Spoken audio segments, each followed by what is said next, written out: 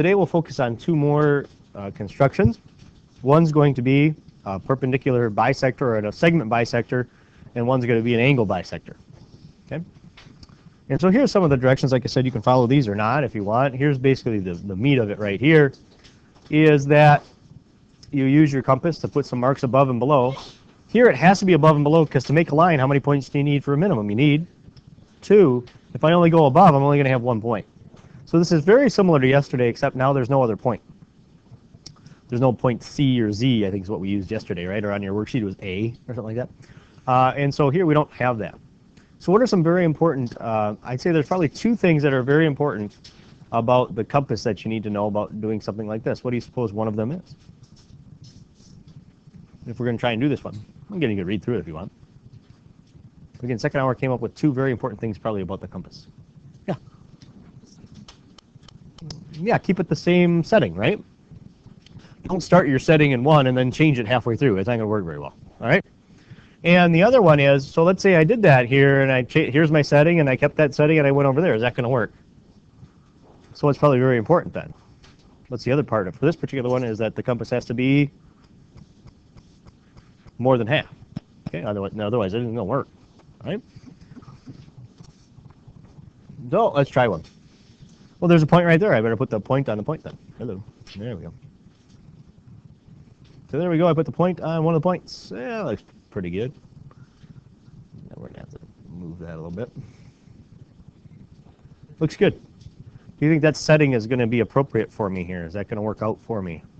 I can put a mark above and below, but then when I go to the other point, that setting's not going to help. So I got to make it a little more than halfway. It's a little bit bigger. Oh, you're not behaving, are you? There we go. So is that going to work, you think? Is that more than halfway? Probably, but I think I'm going to run out of room, so I'm going to make it a little smaller. Maybe a little bit more. That's more nice. And let's face it, we know about where the middle of this thing is, don't we? And so, just, whoops. Go ahead, put a mark up above. And they'll get and put a mark down below. And it was at this point that somebody asked me before, is it okay if you just make the whole big arc? Is there anything wrong with that? Well, not really. But keep in mind, we are going to be starting to put more and more stuff in these constructions. So if you have lines and arcs going everywhere, it's going to get very confusing. Okay. So do you agree that that's from that left side? So let's change colors. We'll kind of color code it a little bit here. So now put the point on the other point. Notice I did not change my setting as I went across. There it is.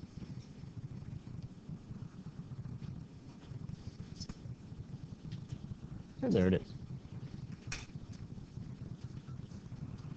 So at this point, what do you suppose we're going to do? We're going to take that straight edge, whatever it is you have. You have the protractor there as your straight edge. And I'll just use this. And we can make just a segment there, I suppose.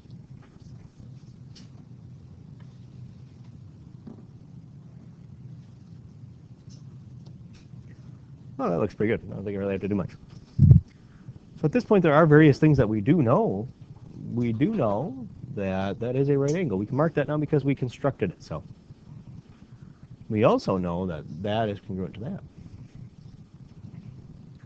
And if we go from that point down there to that point up there, we know that is congruent to that.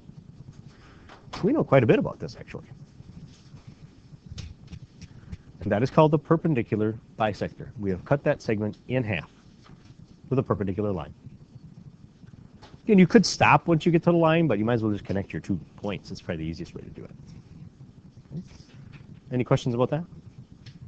That was not too bad, right? Yeah, it's not too bad. What about the next one, though?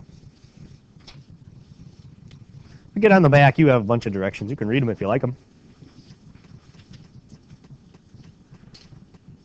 Is it going to help me to, say, take the perpendicular bisector of this top ray?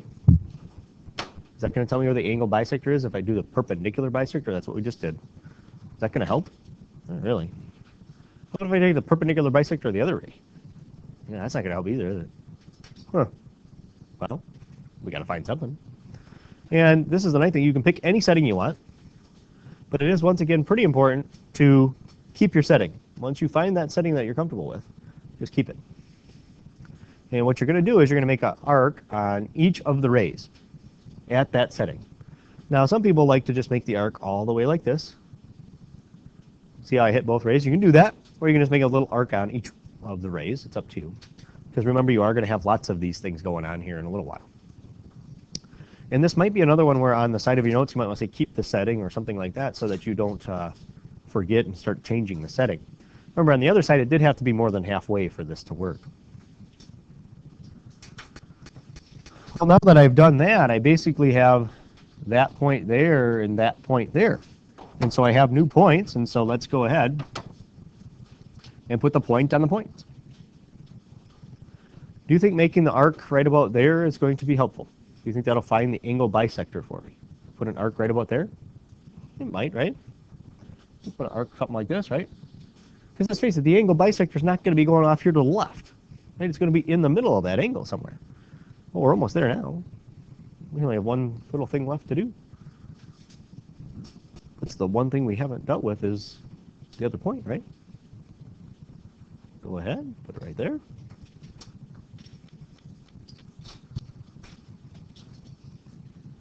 There it is.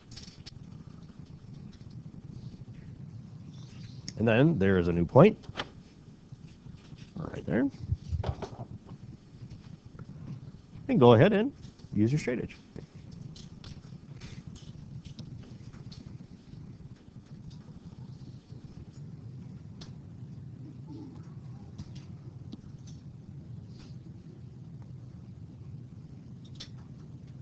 Yeah, pretty good.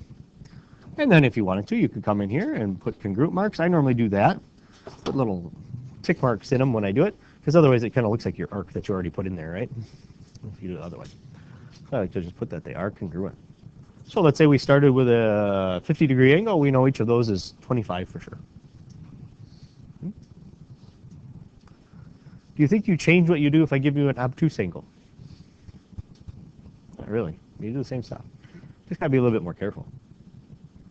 So why don't you try the next one on your own? You got another angle A down there, right? Why don't you go ahead and bisect that angle? Something like that, right?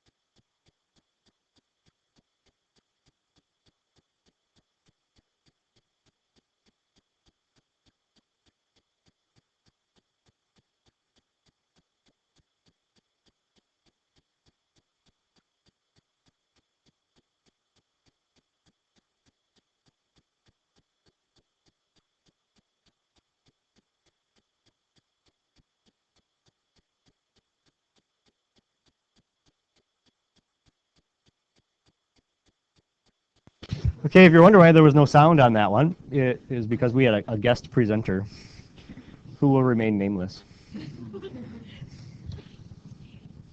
Okay. Very well done, though, right?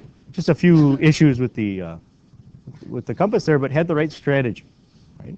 Got the new points, went out there, and made it. Okay? So are there any questions about either having an angle bisector or a perpendicular bisector? Again, this is angle bisector, and that's angle bisector, and that's your perpendicular bisector. Any questions?